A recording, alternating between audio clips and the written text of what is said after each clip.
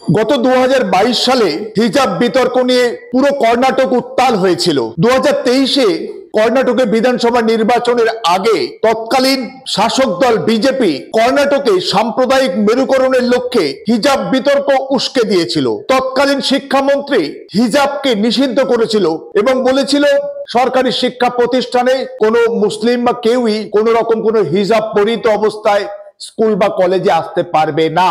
তার পরিপ্রেক্ষিতে পুরো কর্ণাটক জুড়ে আন্দোলনের ঢেউ উঠেছিল এবং সেই আন্দোলন সারা ভারতবর্ষের বিভিন্ন প্রান্তে ছড়িয়ে পড়েছিল। আমরা জানি আমাদের বোন মুস্কান তার যে একেবারে মুষ্টিবদ্ধ হাত ওপরে তুলে তিনি আল্লাহু আকবার স্লোগান তুলেছিলেন এবং সেই হিজাব পরিহিত অবস্থায়, এবং তার পেছনে কিছু দুর্বৃত্ত তারা শ্রীরাম ধ্বনি দিয়ে তার পেছনে তাকে ধাওয়া করেছিল, কিন্তু তারপরে একটু ভয় ডর না পেয়ে মুস্কান তার সেই আল্লাহু আকবার ধ্বনি এবং তার সেই হিজাবকে তিনি সংরক্ষিত করেছিল। কিন্তু তার পরবর্তীকালে আমরা দেখতে পেলাম যে বিধানসভা নির্বাচনে ভারতীয় জনতা পার্টির সেই সাম্প্রদায়িক মেরুকরণ বা বিভাজনের প্রচেষ্টা সফল হয়নি, তারা ব্যর্থ হয়েছে। সেই যে ঘোষণাকারী হিজাব বিষয়ে ঘোষণাকারী মন্ত্রী তিনি পরাজিত হয়েছেন এবং 2023-এ কর্ণাটক বিধানসভায়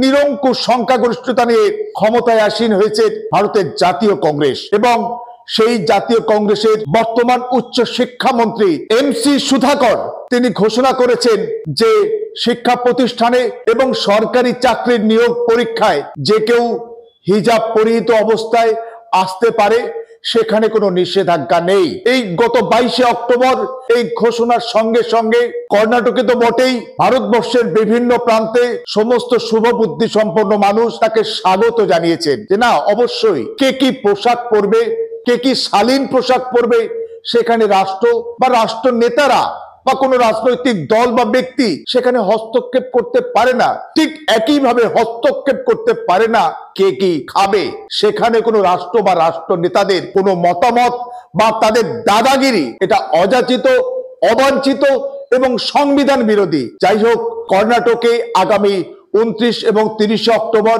সেখানে সরকারি পরীক্ষার নিয়োগ পরীক্ষার হতে চলেছে। সেই নিয়োগ পরীক্ষায় সবাই হিজাব পরে আসতে পারবে যারা চাইবে, সেখানে কোনো বিধিনিষেধ নিষেধ থাকছে না এবং ভবিষ্যতে থাকবে না বলে ঘোষণা করেছে কর্ণাটকের বর্তমান উচ্চ শিক্ষামন্ত্রী। কিন্তু এর মধ্যেই আবার একটি উকি দিয়েছে বিতর্ক উত্তরপ্রদেশে। যোগী আদিত্যনাথের উত্তরপ্রদেশ, যিনি উত্তরপ্রদেশের মুখ্যমন্ত্রী সেই যোগী আদিত্যনাথ, তিনি বহু বিতর্কিত ব্যক্তি। 1995 সালে খুনের অভিযোগ তার বিরুদ্ধে রয়েছে এবং অভিযোগ রয়েছে যে 1995 সালে খুনের অভিযোগে অভিযুক্ত মুখ্যমন্ত্রী 2017 সালে উত্তরপ্রদেশে ক্ষমতায় আসার পরে তিনি তার বিরুদ্ধে সেই মার্ডার কেস খুনের অভিযোগের মামলাকে তুলে নেওয়ার নির্দেশ দিয়েছে তার রাজ্য প্রশাসনের পক্ষ থেকে। সেই যোগী আদিত্যনাথের রাজ্যেও সেবার জৈনপুরি জেলায় সেখানে এক মুসলিম ছাত্রকে, জারিনা নামে এক মুসলিম ছাত্রকে তার সোশ্যাল স্টাডি ক্লাসে একজন শিক্ষক হিজাব পরিহিত থাকার কারণে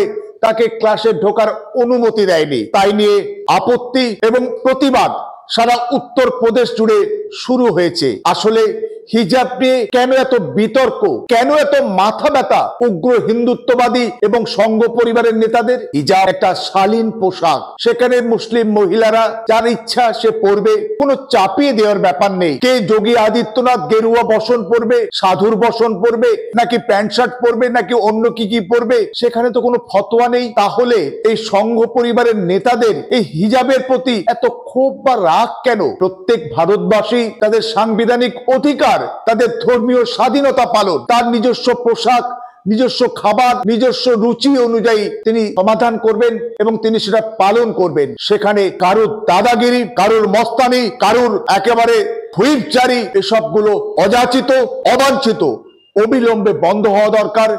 একই সঙ্গে আমরা স্বাগত জানাচ্ছি কর্ণাটকের উচ্চ শিক্ষামন্ত্রীর এই যে ঘোষণা যে যে কেউ চাইলে প্রয়োজনে তাদের হিজাব পরে তার পরীক্ষায় বসতে পারবে এবং স্কুল কলেজে যেতে পারবে।